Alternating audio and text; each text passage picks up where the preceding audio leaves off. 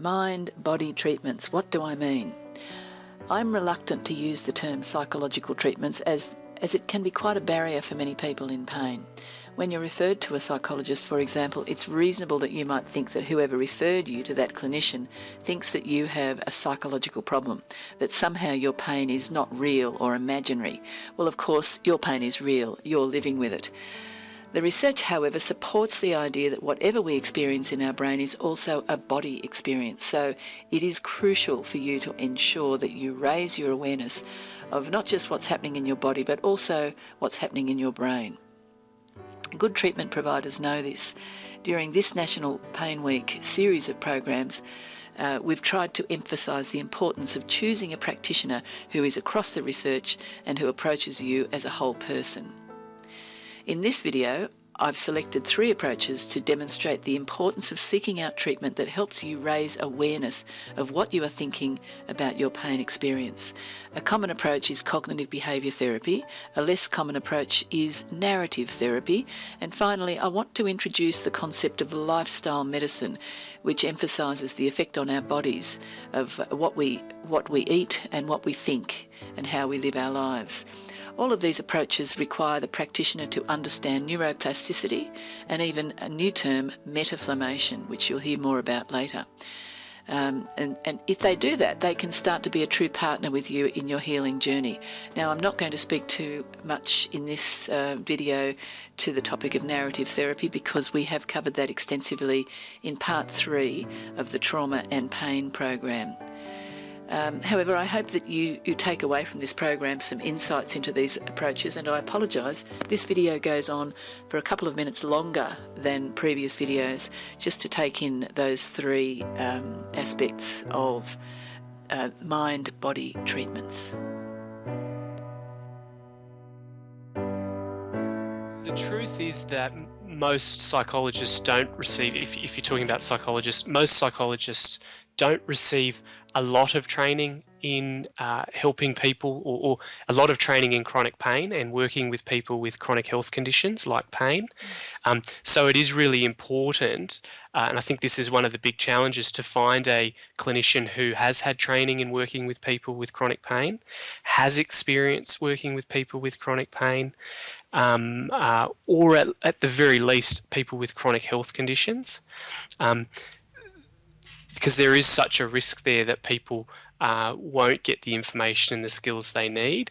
And it's really important, I guess one of the core messages, it's really important for people to know that just because they are seeing a psychologist or undertaking a CBT treatment, this does not mean in any way that pain is psychological, in the mind, as a lot of people have the unfortunate experience of either being told outright or just getting the impression, having that impression made. So it is really essential that people find someone who has training working with people with chronic pain. During my rehabilitation process, I was exposed to some CBT at the time, and I do believe that it did help me a little bit, probably because I was fairly negative about what was going on, and I didn't have anything happy happening in my life, and everything that happened, I saw the bad side. So it did help me to think about the other potentially positive side of life and turn my thought process around, which I suppose does help in life, because it's always good to be able to see that the glass is half full and not half empty. Cognitive behaviour therapy is a type of psychological treatment. It's hard to describe, but it's a very practical, pragmatic treatment, and it's very much focused on the here and now, the symptoms that people are experiencing, the difficulties they're having, and it's very problem focused. Because of this, it's widely, there's been a lot of research done on it, and it's widely recommended and offered to people with different types of anxiety, low mood and depression, but also people with chronic physical health conditions, such as chronic pain, but also a lot of other ones.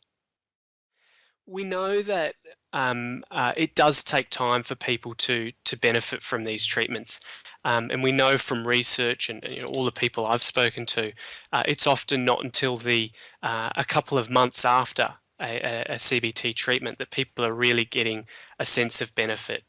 That said, though, within about 3 to 4 sessions, people should be starting to notice some benefits, or if not, they should have a good sense that they will benefit in time. The information and the skills that are being discussed are relevant for them, make sense, and it's just an issue of time and practice. After I'd had the cognitive behavioural therapy and I'd learnt about pain, the lessons that I'd learnt, and especially the understanding that further exercise or movement wasn't going to damage me anymore, it allowed me then to start to get back into normal activity.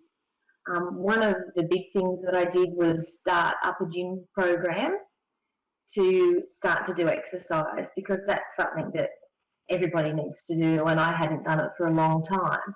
So I got back into the gym and started on a treadmill, just 1 minute at a time, slowly built that up to 2 minutes, and then from there eventually worked up to 20 minutes. But initially, with the 1 or 2 minutes, the understanding of what was happening in my body allowed me to actually start to move again.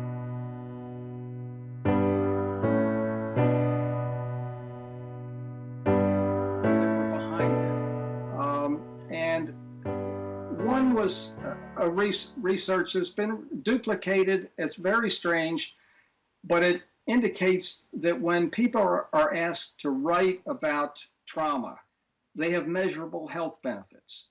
And this has been replicated in any number of groups. And it's even been replicated with patients with rheumatoid arthritis. So there is a demonstrable, measurable symptom reduction for people who write about trauma.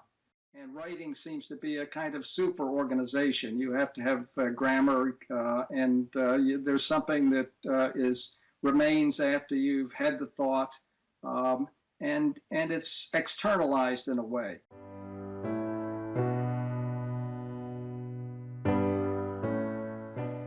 Lifestyle medicine is the sort of cross between clinical medicine and public health. It's sort of trying to bring the two of those things together, but it's largely to do with lifestyle and environmentally related causes of chronic disease. There are multiple contributors to chronic pain, and one of the interesting angles that's come out in recent research relates to our Western lifestyle. The idea that the way we live can contribute to a low-grade inflammation in our systems. This is called metaflammation in the scientific literature. And the thinking is that what we eat particularly, but also how we live, stress levels, what we do, how we think, can cause this low-grade inflammation, and that can be a contributor to many chronic conditions, and chronic pain perhaps one of them. So the idea is that this low-grade inflammation can spill into our nervous system and be a contributor to this sensitized nervous system. So maybe someone's had a car crash that's triggered long-term pain, and the issue is that if their lifestyle is beautiful, their pain is less likely to go on for years and years. If their lifestyle is suboptimal, then that may be a contributor to pain going on rather than settling over time. The types of food that we eat are important. Too much, particularly of the refined food, too much of food out of a packet, fast foods, pizza, etc. All of these things, which are really a lot of refined carbohydrates, have a more inflammatory response in our system. On the other hand, a diet that is high in vegetables, plenty of protein, can have a less inflammatory response. There's also some interesting literature that looks at supplementing with certain things. So omega-3 essential fatty acid is one example, such as in fish oil or flaxseed oil, that can have a role in this anti-inflammatory diet as well. So it's a big and a growing zone. There's some interesting research coming through about dietary fibre a diet that's high in fibre is potentially helpful in damping inflammation down. It affects the body's immune system. A lot of unhelpful substances, if we eat inadequate fibre, can come through from the gut into our bloodstreams. There's a condition called leaky gut syndrome that can come from low fibre and an unhealthy mix of food. So it's interesting that what we eat can affect our nervous system, can affect our immune system as well, and both of these can link to the experience of chronic pain. Beyond the food that we eat, there are many other things that influence our nervous system and immune hormonal systems. Sleep is an interesting angle. There's some good information coming through in recent years to show that a good night's sleep has an anti-inflammatory effect on the body, whereas broken sleep inflames the body. That's not to say that it's an easy thing to get a good night's sleep, particularly if someone has chronic pain, but looking at ways in which sleep can be improved is certainly part of a broad pain management plan. And then we go to beliefs, thoughts, attitudes, emotions. All of these things are part of an approach to retraining the nervous system as well. So approaches that look more at the positive emotions, I suppose gratitude is interesting. Humour, laughter helps to retrain the nervous system. At the time, just after the accident, I wasn't given a very positive picture of my future. I basically was told that I would have to give up work, that I wouldn't be able to continue to work, that I would probably never lead a normal lifestyle, that I wouldn't have children. So the future looked pretty bleak to me. I was really young at the time. I was only 21. So that was very devastating.